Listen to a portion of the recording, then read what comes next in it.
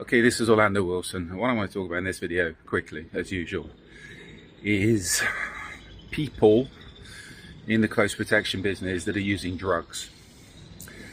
And this is a problem, or this is more prevalent than most people would think. And let me break this down into three sectors. We'll talk about those taking steroids, illegal drugs, and also prescription drugs. So to start off with steroids. Now there's a lot of people in the close protection business, especially guys that like to be big, that are juicing, that are taking steroids. To me, any type of drug use in the close protection business is a no-no. You just can't do it, period. And I'll tell a couple of stories as I go along to negatives I've had to deal with people over the years. Now, the issue is with steroids. Steroids are behavior changers. And people that say that steroids don't change people's behavior, BS. I've seen it on multiple occasions.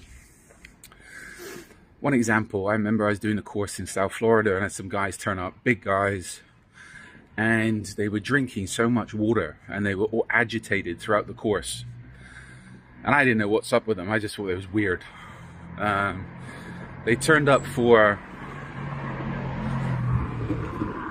a 4-day CP course that I was running in South Florida, and they lasted 2 days.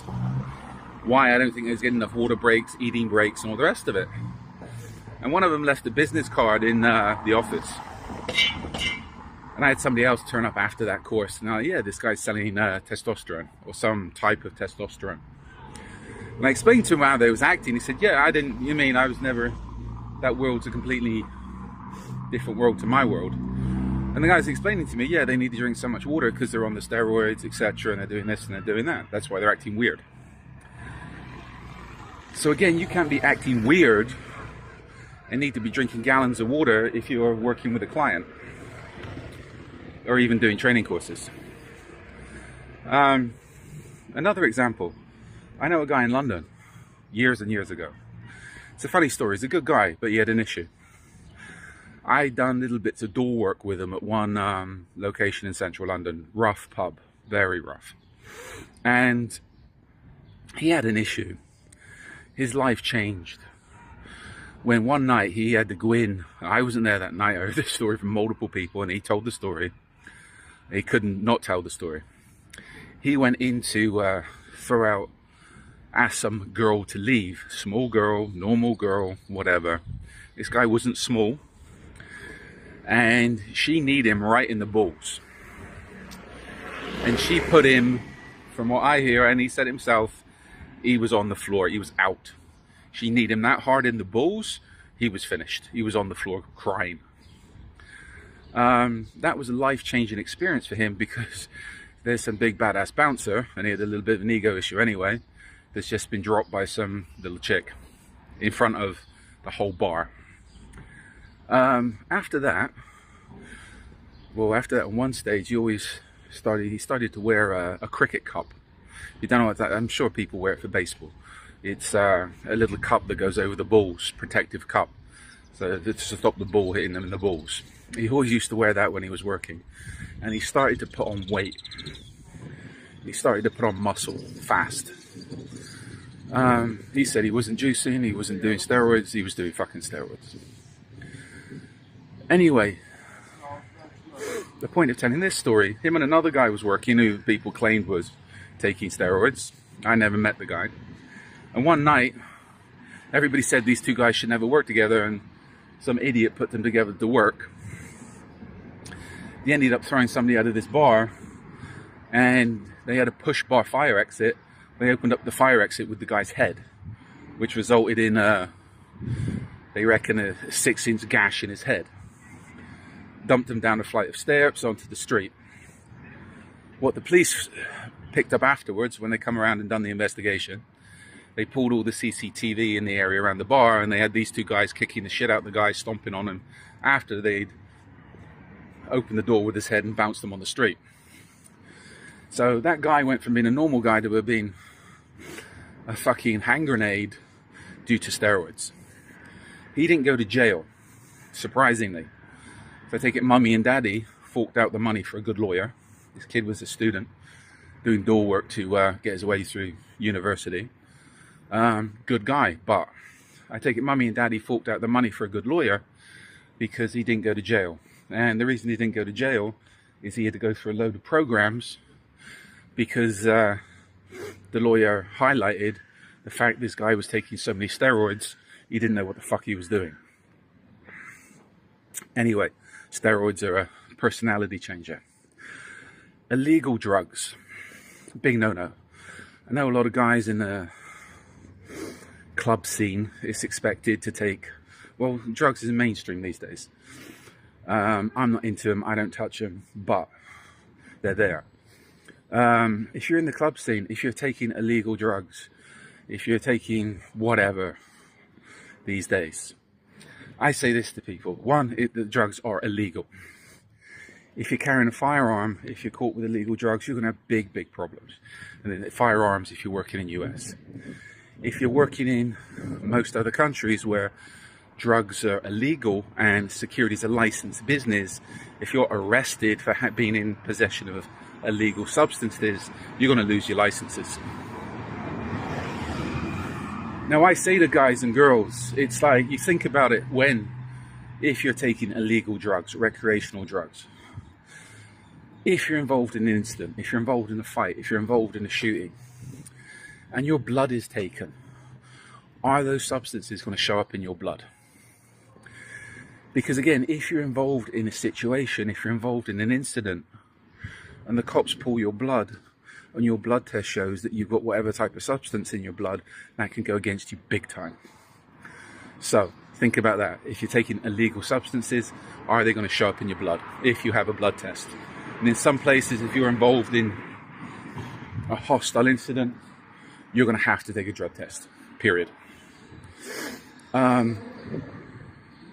Now, US. I was in the US for 18 years.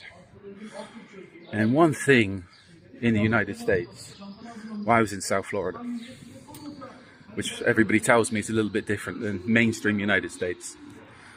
To me, the vast majority of people in the US, in South Florida, are on drugs. The vast majority. Now that people say to me, oh, we're not on drugs. You're on drugs. You're on prescription drugs. You're taking drugs for depression, anxiety, whatever fucking reason. Everybody's popping pills for some reason. Now, I'm a big no-no on people taking prescription drugs, taking any type of drugs. I know people, 3 people come to mind that have gone from being normal, responsible people to crashing.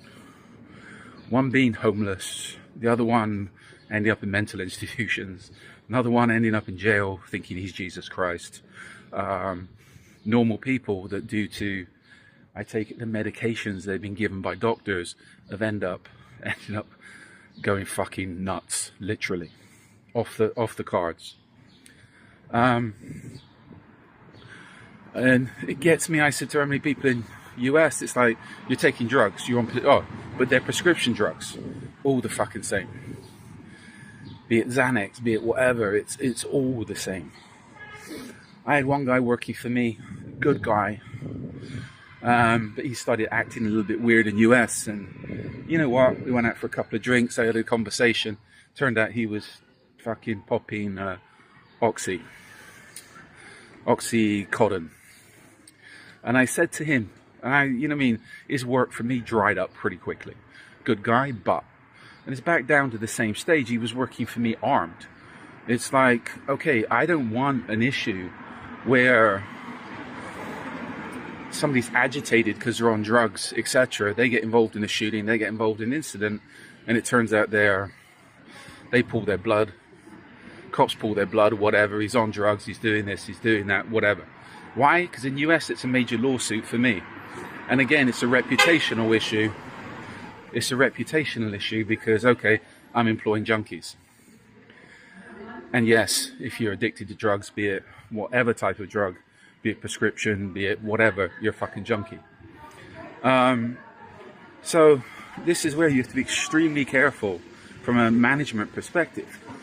You have to be extremely careful when you're employing people. And I'm extremely careful to ensure they're not taking any type of drug, be it steroids, be it prescription, be it illegal. Because again, I'm always thinking of the consequences if things go wrong. I understand my outlook on life is old school and traditional, but before anything, especially in the close protection business, my reputation goes first. And I'm not going to be employing people, especially when they're working armed, that's taking any type of substance, be it legal, be it recreational, be it prescription. Don't need it. And I've said to people, again in the US, people that's popping Xanax, etc., Adderall, why are you doing it? Oh, we need this, we need that. And I said to most of these people, and again, this is from my traditional mindset, a lot of these guys are working armed. I was like, you know what? In most countries, the fact you're taking a drug for depression, anxiety, or whatever fucking bullshit is like, that means you've got mental health issues. In a lot of countries, you wouldn't be allowed near firearms. Same thing goes for people with PTSD or claim to have PTSD. In most countries, you wouldn't be allowed to be around firearms because you have mental health issues. I don't want people with mental health issues working for me. Go get if you have got mental health issues, go get the help you need. Stay out of close protection business. Stay away from firearms. So that's my perspective on drugs. And again, I'm always very, very wary. I don't care where people come from, what their background is. I'm always skeptical of what people I'm dealing with, especially when I'm dealing with Americans. I know a lot of Americans don't take drugs, but the vast majority do. I'm very wary of Americans, especially law enforcement. When they start talking, we do this, we do that, I'm not interested in what you've done. If I have to connect with you in any way or work with you in any way, my main concern is that when I'm dealing with Americans is what drugs are you taking? How's that going to affect you, and how can that fuck things up in the future? Because I've seen it too much. So, my perspective. In the meantime, follow me along on social media. I've got a lot more of these videos up. There's more going up. I have an array of books up on Amazon. Talk about the close protection business, etc., etc., etc. And we're starting to run the courses again towards the end of 2024. In the meantime, follow me along on social media. I prefer LinkedIn, X, but we do have stuff up on Instagram and YouTube. So I run the Risk Inc. or my personal stuff, which is Truth Only Has a Few Friends, etc., etc., etc. So, as always, be good, stay safe, stay out of trouble, and don't take fucking drugs.